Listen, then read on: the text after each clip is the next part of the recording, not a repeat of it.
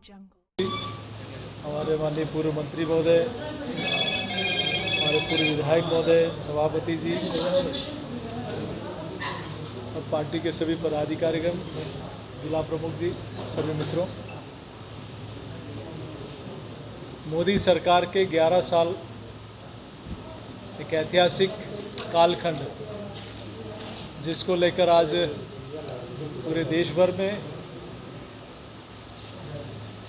उन 11 सालों के कामों को, क्योंकि जीवन के कुछ पन्नों को एक कागज़ पे नहीं समेटा जा सकता, वैसे ही मोदी सरकार के 11 साल के कामों को एक शॉर्ट टाइम में आपके सामने बखान नहीं कर सकते। लेकिन इन 11 सालों में एक ऐतिहासिक कालखंड रहा है जो विकसित भारत, आत्मनिर्भर भारत और संकल्प से सिद्धि का एक स्वर्णिम कालखंड बना है। और हम सब लोग देखें तो इन 11 सालों में माननीय प्रधानमंत्री जी ने स्वयं अपने लिए नहीं कहा कि इस देश की 140 करोड़ जनता के साथ और सहयोग से भारत आज दुनिया की बड़ी ताकत के रूप में उभरा है, और उसमें अगर सहयोग किसी का है तो देश की 140 करोड़ जनता का है। माननीय प्रधानमंत्री जी ने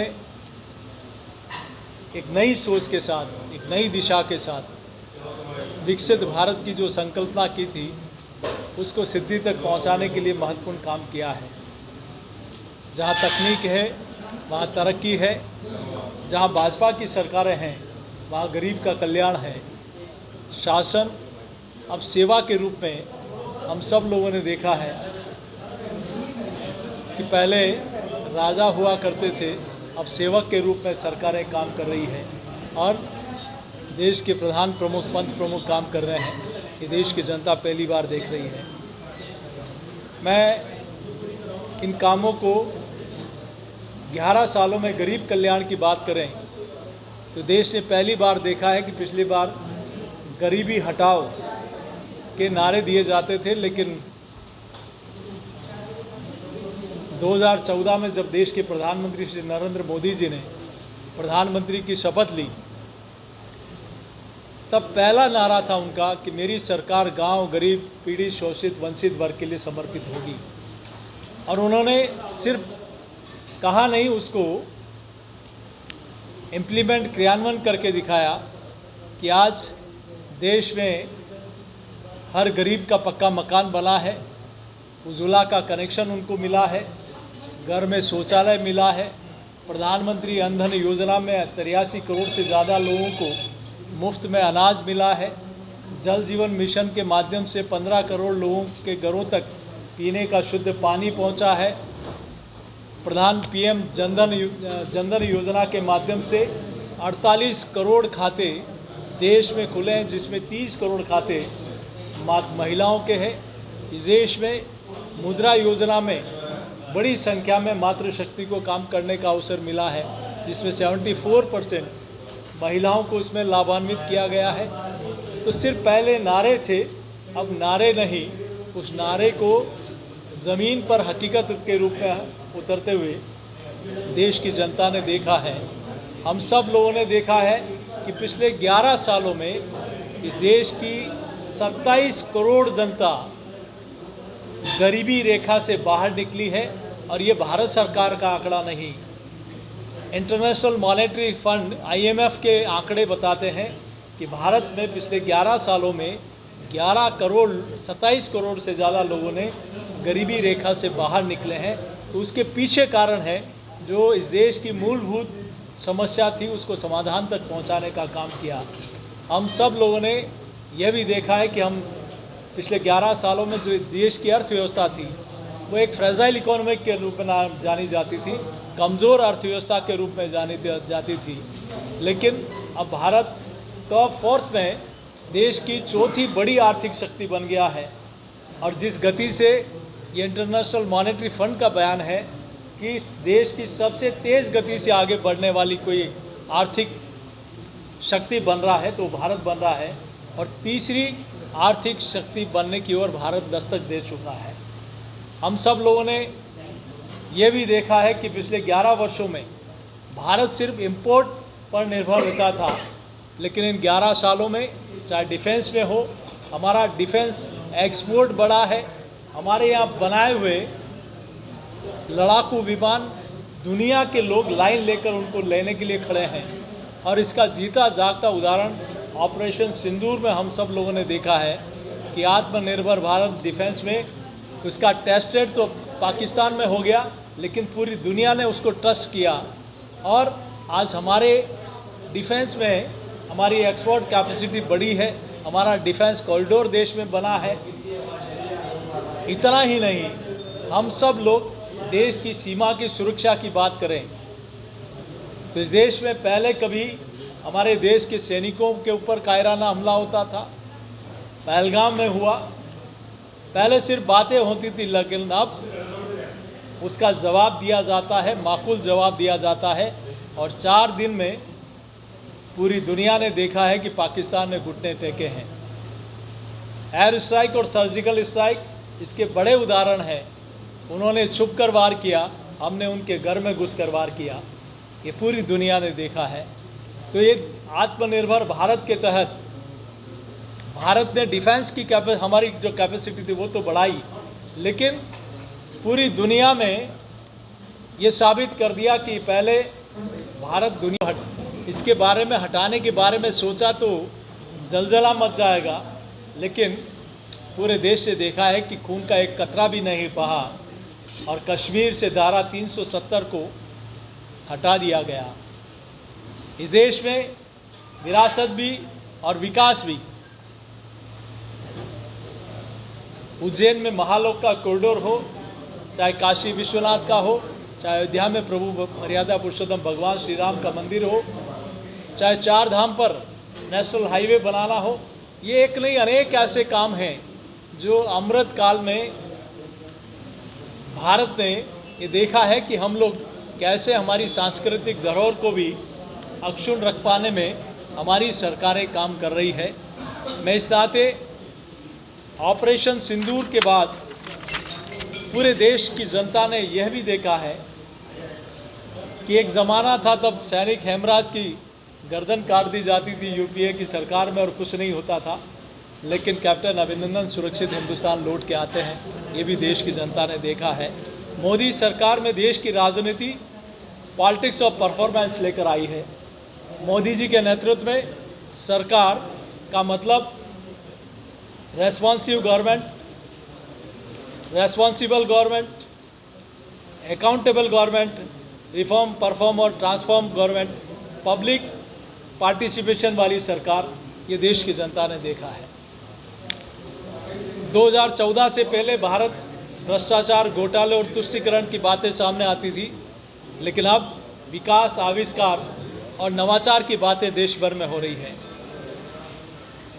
2014 से पहले देश के पात्र लोगों के हक का पैसा बिचौलिए खा जाते थे या भ्रष्टाचार की भेंट चढ़ जाते थे, और इसका जीता जागता उदाहरण पूर्व प्रधानमंत्री राजीव गांधी जी ने स्पष्ट कहा था कि मैं दिल्ली से 100 रुपया भेजता हूँ, वो गांव तक पहुँचते पहुँचते 15 पैसा पहुँचता है, 15 रुपया पहुँचता है। लेकिन आज मोदी जी दिल्ली से 100 रुपया भेजते हैं तो वो 100 का 100 रुपया गांव में पहुँचता है। तो ये डायरेक्ट बेनिफिट स्कीम के माध्यम से कल्याणकारी योजनाओं का पैसा, पात्र लोगों का पैसा सीधा अब जनता के पास पहुँचता है। देश में पहले इलाज के लिए लोगों को अपना घर बेचना पड़ता था, गिरवी रखना पड़ता था, लेकिन आयुष्मान भारत योजना से ये देश नहीं, दुनिया की सबसे बड़ी medical insurance, health insurance scheme है, जिसके माध्यम से करोड़ों लोगों का, लगभग 55 करोड़ लोगों को इसमें कवर किया गया है। और अभी माननीय प्रधानमंत्री जी ने इसमें 70 वर्ष के आयु से पार लोगों को और कहा है कि चाहे किसी भी कैटेगरी में आते हों, उन सब लोगों को भी उनके स्वास्थ्य का जिम्मा मेरा है, नरेंद्र मोदी जी का है, भारत सरकार का है, उनकी जिम्मेदारी हमारी है, और उनको भी इसमें कवर करने का काम किया गया है। आयुष्मान भारत योजना में हम सब लोग 11 सालों में विकास, विश्वास और बदलाव के देश की जनता देख रही है। इस नाते पहले कहते थे कि हम बदला नहीं, बदलाव में यकीन रखते हैं, तो आदरणीय प्रधानमंत्री जी ने बदला नहीं, बदलाव किया और इस देश की नीतियों में, इस देश की कार्यक्रमों में आमूल-चूल परिवर्तन किया। इस देश में हम लोग देखते थे जो राजपथ कहलाता था दिल्ली में, आज वो कर्तव्य पथ कहलाता है। राष्ट्रपति भवन में जो मुगल गार्डन कहलाता था वो आज अमृत वाटिका कहलाती है। दिल्ली गेट पे जहाँ जॉर्ज पंचम की प्रतिमा लगी थी, आज वहाँ नेताजी सुभाष चंद्र बोस की प्रतिमा लगी है। NS विक्रम हमारे जहाज़ पर जो लड़ाकू जहाज़ है, जहाँ फिरंगियों की पताका फहराती थी, आज वहाँ भगवा पताका फहराती है। तो ये बदलाव देश की जनता स्पष्ट रूप से देख रही है कि किस प्रकार से भारत में एक बदलाव आया है और देश की जनता में विश्वास, अटूट विश्वास। ये हमारे संकल्प, साहस और बदलते भारत की तस्वीर है। रक्षा क्षेत्र में आत्मनिर्भर भारत बन रहा है, मेड इन इंडिया। इस नाते भारत ने विश्व में अपनी एक पहचान बनाई है और जैसा मैंने कहा कि दुनिया के लोग भारत के लड़ाकू विमान और इक्विपमेंट लेने के लिए लाइन में खड़े हैं। आप और हम सब लोग इन 11 वर्षों में धारा 370 के साथ 3 तलाक का कानून, जो बरसों से एक अभिशाप बना हुआ था, जो माइनॉरिटी पाकिस्तान, बांग्लादेश, अफगानिस्तान जैसे देशों में भी इस प्रकार का कानून नहीं था, उस कानून को भी बदलाव किया। ये एक ऐतिहासिक काम है। वक्फ कानून, जिसमें परिवर्तन करना जो बरसों से किसी ने सोचा नहीं था, उस कानून में भी परिवर्तन करने का काम देश में नरेंद्र मोदी जी की सरकार ने किया है। इन 11 वर्षों के एक ऐतिहासिक कालखंड में हम सब लोग इस बात को देख सकते हैं कि मोदी है तो मुमकिन है। ये सिर्फ नारा नहीं, एक ज़मीनी सच्चाई है जिसको लेकर देश की जनता ने देखा भी है, आत्मसात भी किया है। इसीलिए लोग कहते हैं कि मोदी जी ने इस देश को आध्यात्मिक रूप से जोड़ा है, रेलवे से जोड़ा है, हाईवे से जोड़ा है, हवाई मार्गों से जोड़ा है, देश को डिजिटल से जोड़ा है, इस देश को फाइबर केबल से जोड़ा है, इस देश के शिल्पी को वैश्विक बाजार के से जोड़ा है, किसान की उपज को मंडियों से जोड़ा है, इस देश को हौसलों से जोड़ा है, सेना को आत्मविश्वास से जोड़ा है और पूरे विश्व में भारत के विश्वास को जोड़ा है। ये देश की जनता ने स्वीकार भी किया है। अब राजनीति वादों की नहीं, प्रदर्शन की संस्कृति पर टिकी है। विरासत भी और विकास भी, सांस्कृतिक धरोहर, आधुनिकता का समन्वय, ये हम सब लोगों ने देखा है। महिलाओं की भागीदारी विकास के केंद्र में है। ये नई संसद बनने के बाद उस संसद में पहला कानून आया कि लोकसभा और विधानसभा में 33% रिजर्वेशन, ये हम सब लोगों ने देखा है।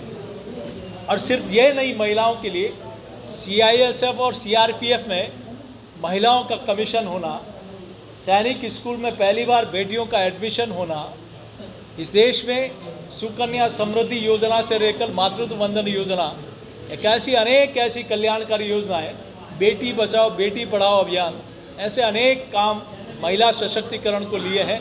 और राजीविका एक बहुत बड़ा काम, जिसके माध्यम से देश में करोड़ों बहनों को एक रोज़गार का साधन देने का काम किया है। टेररिज्म पर ज़ीरो टॉलरेंस की पॉलिसी नरेंद्र मोदी जी की सरकार में है। डिफेंस एक्सपोर्ट 30 गुना बढ़ा है, पहले से 30 गुना डिफेंस एक्सपोर्ट बढ़ा है। भ्रष्टाचार पर प्रहार, अब ई नीलामी, जेम पोर्टल पर सारी निविदाएं आमंत्रित होती है, पारदर्शी रूप से होती है। भारत आज वैश्विक नेतृत्व में अग्रणी है। सरकारी योजनाओं की निगरानी, डिजिटल ट्रैकिंग और सोशल ऑडिट होती है। आयुर्वेद और योग को वैश्विक मान्यता मिली है। और 21 जून को भारत के आह्वान पर, भारत के प्रधानमंत्री के आह्वान पर पूरी दुनिया ने योग दिवस मनाने का निर्णय लिया है। आज एग्रीकल्चर प्रोडक्ट में दुनिया का सिरमौर भारत बन रहा है, डेयरी प्रोडक्ट में दुनिया का सिरमौर भारत बन रहा है। सोलर एनर्जी में दुनिया का लीड भारत कर रहा है, मोबाइल प्रोडक्शन में लीड दुनिया को भारत कर रहा है। ऐसे अनेक ऐसे आयाम हैं जिस कुछ ही मिनटों में 11 साल के कामों को नहीं कह सकते। आज हर हफ्ते एक यूनिवर्सिटी खुल रही है, हर दिन में 2 डिग्री कॉलेज की परमिशन भारत सरकार दे रही है, कॉलेज खुला है। ऐसे अनेक काम हैं जो 11 सालों में आप और हम सब लोगों ने देखा है। 74 एयरपोर्ट थे और आज की तारीख में 160 एयरपोर्ट हैं।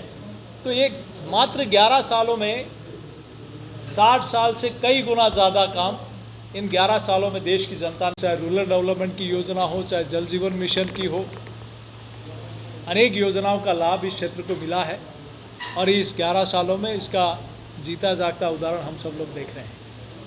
सर, आपने एयरपोर्ट के लिए मांग है कि बूंदी का भी नाम उस एयरपोर्ट में शामिल हो, वो नाम कब शामिल होगा? जैसा मैंने आपको कहा, कोटा बूंदी एयरपोर्ट का नाम शामिल होगा। जैसा मैंने आपको कहा, मैं पर्टिकुलर मोदी सरकार के 11 सालों के बारे में बातचीत कर रहा हूँ। तो आपने जिस विषय की बात की है कि उस एयरपोर्ट में बूंदी का नाम भी शामिल था, मोदी सरकार ने बनवा दी सर उस एयरपोर्ट। हाँ, वही मैं कह रहा हूँ। 74 एयरपोर्ट्स थे, आज 160 एयरपोर्ट बन गए हैं। तो इसके बारे में जो आपने कहा है वो अपने हित के लिए नहीं कहा, इस ज़िले के हित के लिए कहा है, तो निश्चित रूप से इसकी बात को आगे पहुँचाएंगे।